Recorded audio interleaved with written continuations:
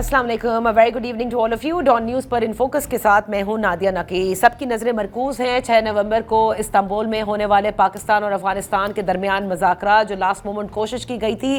Mediators की जानिब से कि ये मामलात किसी न किसी तरह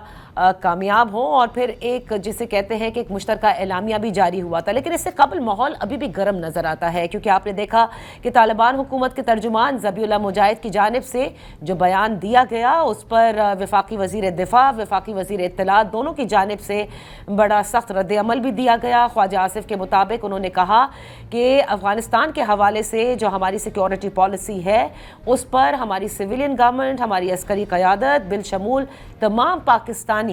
वो सब के सब मुत्तफ़िक हैं। और उन्होंने कहा कि ये एक झूठा प्रोपेगेंडा है जो झूठा बयानिया ये पेश कर रहे हैं और अपनी नाकामियों को छुपाने के लिए ये इस किस्म के बयान दिए जाते हैं। दूसरी जानिब वफाकी वज़ीर इत्तलात की जानिब से भी यही कहा गया कि उन्होंने तोड़ मड़ोड़ के बयान को पेश किया और ये ज़बीउल्लाह मुजाहिद साहब का वो बयान था जो इस्तांबुल में होने वाले मुज़ाकरात का था, जिसमें पाकिस्तान ने ये कहा था कि दहशतगर्दों के ख़िलाफ़ एक्शन लिया जाए। और जब अफ़गान की साइड से ये कहा गया, कुछ पेश किया गया, तो उन्होंने ये कहा कि हम तहवील में लेने को तैयार भी हैं, यानी पाकिस्तान की साइड से ये कहा गया। इस पर उन्होंने एक बिल्कुल ही उलट बयान जो है वो दिया है। बहरहाल इन बयानात का 6 नवंबर में पर क्या असरात मुरतब हो सकते हैं, या फिर इस मरतबा भी मीडिएटर्स की ये पूरी कोशिश होगी कि पाकिस्तान और अफ़गानिस्तान के दरमियान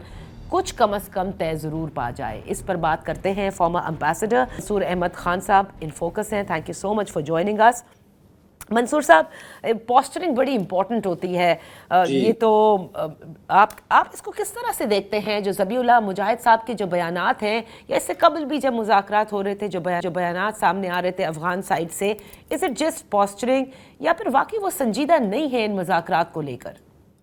नहीं, मेरा ख्याल है दोनों साइड्स ने मुज़ाकरात में तो काफ़ी संजीदगी का मुज़ाहरा किया था। जब काफ़ी मुश्किल सूरत हाल के बावजूद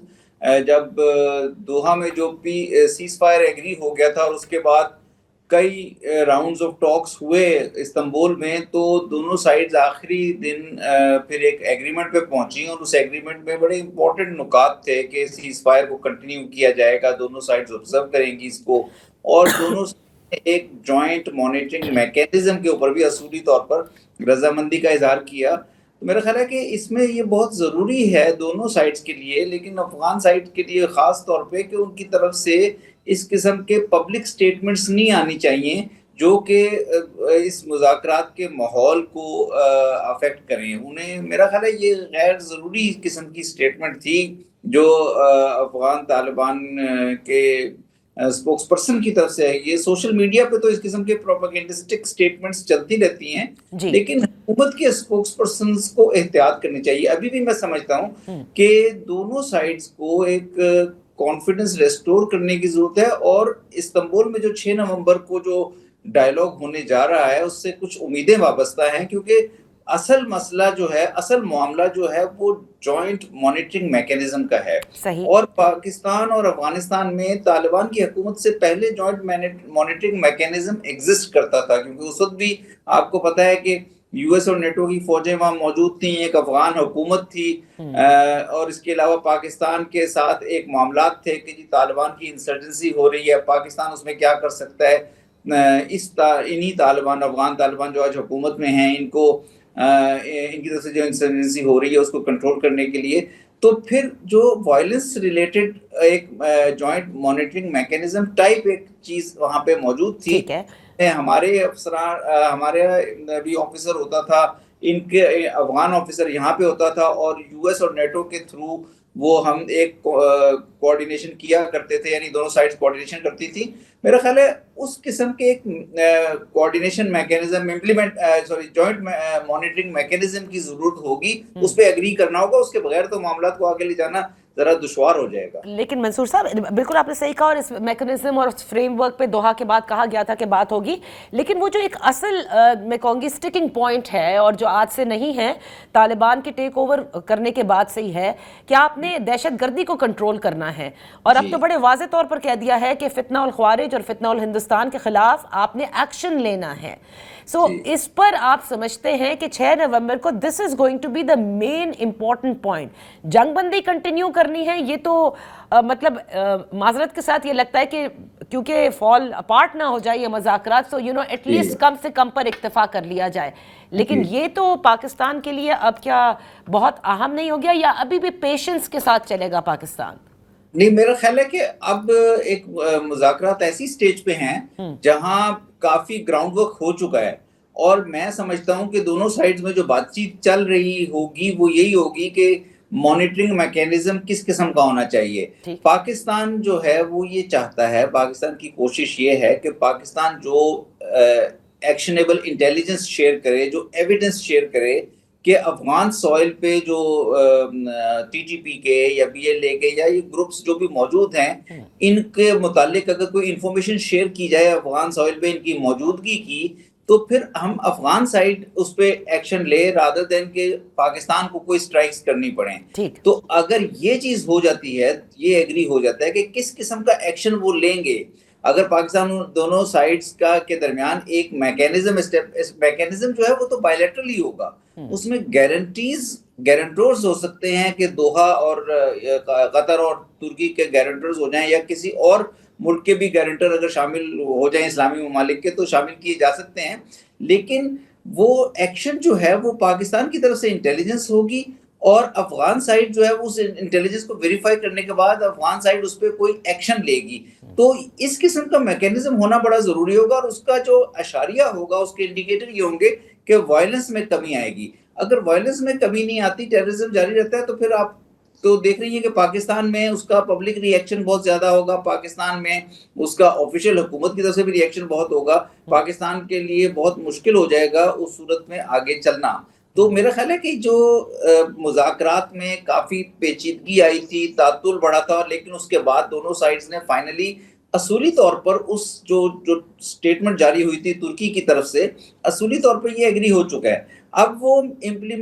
اس کی جوائنٹ مانیٹرنگ میکینزم کی شکل کیا ہوتی ہے، اس کی امپلیمنٹیشن کس طرح ہوتی ہے، اس پہ جانا ہے۔ اس پہ میرا خیال دونوں سائڈز کو بائیلیٹرل بھی پھر مذاکرات جب یہ ایگری ہو جاتا ہے تو بائیلیٹرلی پھر اس کی ایک گراؤنڈ پہ شکل بنانی پڑے گی۔ تو اس میکینزم کے بغیر تو جو آپ کہہ رہی ہیں نا، اس میکینزم کے بغیر صرف مقصد سیز فائر کو کنٹینیو کرتے رہنا تو نہیں ہے۔ سیز فائر تو ایک ایسکیلیشن سے نکلنے کا ایک ذریعہ تھا، اب ایسکیلیشن سے دونوں کنٹریز اس وقت باہر ہیں، لیکن اس کو آگے مزید لے جانے کے لیے تاکہ دونوں ملکوں کے تعلقات ریسٹور ہو سکیں، بارڈر کھل سکے اور کچھ نارمل حالات کی طرف جائیں، یہ ضروری ہوگا۔ تو منصور صاحب، یہ آپ ایکسپیکٹ کرتے ہیں اور یہ ضروری ہے کہ پاکستان کو بھی ایک ریٹن گارنٹی چاہیے ہوگی from the Afghan Taliban side? اب یہ منہ زبانی نہیں ہوگا، کیونکہ منہ زبانی یا اس طرح سے بات چیت کا سلسلہ تو کئی بار ہوا ہے کہ خود یہاں سے وفود جاتے ہیں افغانستان، وہاں پہ جا کر بتایا جاتا ہے کہ کس طرح سے ٹی ٹی پی ہو گیا، بی ایل اے ہو گیا، دیگر جو پراکسیز کام کرتے ہیں اور افغان سرزمین کا استعمال ہوتا ہے، اس کے بعد کوئی ایکشن ابھی تک لیا نہیں گیا، کیونکہ پہلے تو وہ انکاری تھے نا کہ نہیں، کچھ نہیں ہو رہا۔ نہیں، یہ میکینزم جو ہے یہ تو بالکل ریٹن فارم میں ہی ہوگا نا، کیونکہ یہ تو پیپر پہ ہوگا کہ یہ میکینزم ہے، اس طرح سے انٹیلیجنس شیئر کی جائے گی، اس طرح سے اور یہ دو طرفہ ہوگا۔ اگر افغانستان کو بھی کوئی شکایتیں ہیں، کنسرنز ہیں داعش سے متعلق، تو افغانستان بھی وہ اس میکینزم کا استعمال کرتے ہوئے کہہ سکتا ہے، کیونکہ یہ تو میرا خیال ہے بہت پہلے ہو جانا چاہیے تھا، 2-3 سال پہلے ہو جانا چاہیے تھا کہ پاکستان اور افغانستان کے درمیان ایک سیکیورٹی میکینزم، ایک سیکیورٹی کوآپریشن فریم ورک ہو، اور میرا خیال رسپانسبل حضرات جو ہیں دونوں سائڈ سے، رسپانسبل شخصیات اس بات کو کہہ رہی تھی، تو یہ تو بالکل ایک پیپر پہ ہوگا۔ اور میں نے جیسے آپ کو کہا نا کہ یہ میں اس میں انوالوڈ رہا ہوں کئی سال پہلے، جب اشرف غنی حکومت کے دوران پاکستان اور افغانستان کے درمیان بائیلیٹرلی ہم نے ایک فریم ورک ایگری کیا تھا، APAPPS, Afghanistan Pakistan action plan for peace and solidarity. اس کے اندر بالکل اسی قسم کے میکینزمز تھے، حالات اس وقت فرق تھے، ایکٹرز فرق تھے، جن کو ٹارگٹ کیا جا رہا تھا، انسرجنٹ طالبان اس وقت انسرجنسی میں تھے، افغان طالبان اب حکومت میں ہیں، لیکن یہ ایک خد و خال اس کے موجود ہیں، اور اس وقت میرا خیال ہے دونوں سائڈیں اس پہ کافی گفتگو کر چکی ہوں گی، اور انہوں نے کافی ایک آگے میکینزم کو شکل دی بھی ہوگی۔ صرف یہ ہے کہ ضروری ہے کہ اس وقت دونوں سائڈز ایک کانفیڈنس کا ماحول پیدا کریں، اور جو سوشل میڈیا یا میڈیا کے تھرو جو سٹیٹمنٹس ہیں یا ایک دوسرے کے اوپر الزام تراشی ہے اس سے پرہیز کیا جائے. میرا خیال ہے کسی قسم کا جو میکینزم ہے وہ ایگری ہونے کے چانسز ہیں. 6 کو نہ بھی ہوا تو اس کے بعد والے راؤنڈ میں ہو سکتا ہے, لیکن یہی ایک گول ہے, آبجیکٹو یہی ہے میرا خیال پاکستان. منصور صاحب آخر میں یہ ضرور بتاتے جائے گا کہ امریکہ کے لیے افغانستان میں جو دہشت گردی پنپ رہی ہے مختلف گروپس ہیں اور جو کنسرن صرف پاکستان کا نہیں ہے, ایران کا بھی ہے, چائنا کا بھی ہے, اسی طرح سے سینٹرل ایشین کنٹریز کا بھی ہے, تو ان کے لیے کتنا بڑا کنسرن ہے کہ کیونکہ ان کے لیے یہی تھا نا پہلے بھی, لیکن بہت زیادہ ہم نہیں دیکھتے کہ they are vocal about it. دیکھیں 2 طرح کے وہاں گروپس موجود ہیں. ایک گلوبل ٹیررسٹ گروپس ہیں جس میں القاعدہ, آپ ذرا تھوڑے سے ان کے تعداد کم ہو گئی لیکن ان کے بھی ریمننٹس موجود ہیں. القاعدہ کے ایمن الظواہری کو انہوں نے کابل میں یو ایس نے ٹارگٹ بھی کیا تھا 2022 میں, اور اس کے علاوہ داعش کے اوپر یو ایس کو بہت زیادہ تشویش ہے کہ مڈل ایسٹ سے بھی کافی داعش کے فائٹرز جو ہیں وہ افغانستان کی بیٹل گراؤنڈ کو یوز کر سکتے ہیں. داعش کی موجودگی اس پورے ریجن میں کافی خطرے کا باعث ہے. دوسرے ہیں ریجنل ٹیررسٹ گروپس جس میں Pakistan specific T T P اور بی ایل اے ہیں, لیکن E T I am China کا کنسرن ہے اور سینٹرل ایشیا سے متعلق بھی کنسرنز ہیں. لیکن سم ہاؤ یہ جو گزشتہ 3 سالوں میں چونکہ پاکستان اور افغانستان کے درمیان ایک بائیلیٹرل ریلیشنز میں تعطل پیدا ہو گیا اور ڈفرینسز آ گئے, اور جو پاکستان کے کنسرنز تھے ٹی ٹی پی اور بی ایل اے کے حساب سے موو نہیں کیے گئے, تو وائلنس جو ہے وہ زیادہ پاکستان کے بارڈر ریجنز میں اور پاکستان کے جو 2 صوبے ہیں خاص طور پہ بلوچستان اور خیبر پختونخوا اس میں ہوئی ہے ابھی تک. اس لیے آپ کو ذرا تھوڑی سی خاموشی یا تھوڑا سا لو ٹون نظر آتی ہے ان ممالک کی, جیسے چائنا ہے یا سینٹرل ایشین کنٹریز ہیں یا دیگر اور بھی ممالک ہیں خطے کے جو کنسرن ہیں ان گروپس کی موجودگی سے. لیکن گروپس کی موجودگی موجود ہے, اور اس لیے ایک میرا خیال ہے پاکستان, افغانستان, چائنا, ان تمام کنٹریز کو ایک ریجنل فریم ورک کی طرف بھی جانا ہوگا اگر ہم لانگ ٹرم سٹیبلٹی کی طرف جانا چاہتے ہیں. بہت بہت شکریہ منصور احمد خان صاحب فار بینگ ود اس آن دی شو. اسی کے ساتھ وقت ہوا ایک بریک کے بعد جب واپس حاضر ہوں گے تو ذکر کریں گے کہ تحریک انصاف میں جو مہم چل رہی ہے یا اس مہم کا جو ذکر ہو رہا ہے ریلیز عمران خان, یہ اصل میں ہے کیا.